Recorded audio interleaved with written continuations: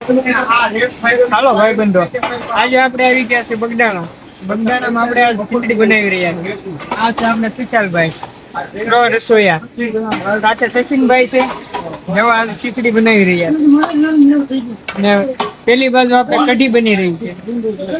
તમે જોઈ શકો છો આ બાજુ આપણે કેવું ભવ્ય રસોડું. રૂમના સુધારાઈ ગયા. આજે રીંગણાનું શાક બનાવવાનું છે રાત માટે. બોલ ભાઈ, આમાં કઢી બનાવે.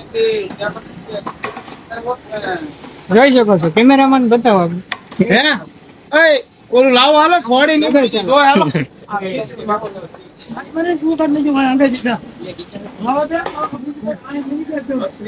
હા, આપણે અહીંયા ચૂલો છે મેન. આમાંથી ઓગળ ભરવામાં આવે. ખાવાનું બધું વગર ગેસે આ બધી સુવિધા છે. તમે જોઈ શકો છો કાંઈના 5 વાગ્યા પણ તોય પણ હજી જમવાનું પણ સારું છે. બસ પૂરું પૂરું.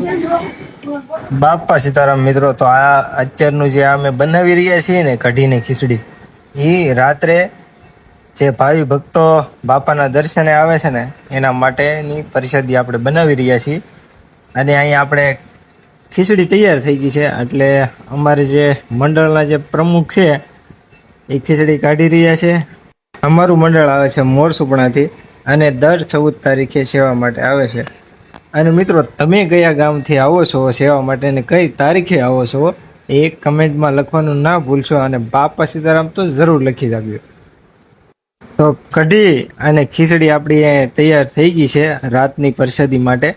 આજે સમય હતો એટલે 5 વાગે આપણે કઢી ખીચડી બનાવી નાખી છે. અને હવે હું જાઉં છું દર્શન માટે. બાપા સીતારામ મિત્રો, તો હું આવી ગયો છું ગાદી મંદિરે સંત શ્રી ભજનદાસ બાપાના દર્શન માટે, અને આપ સૌને દર્શન કરાવી દો.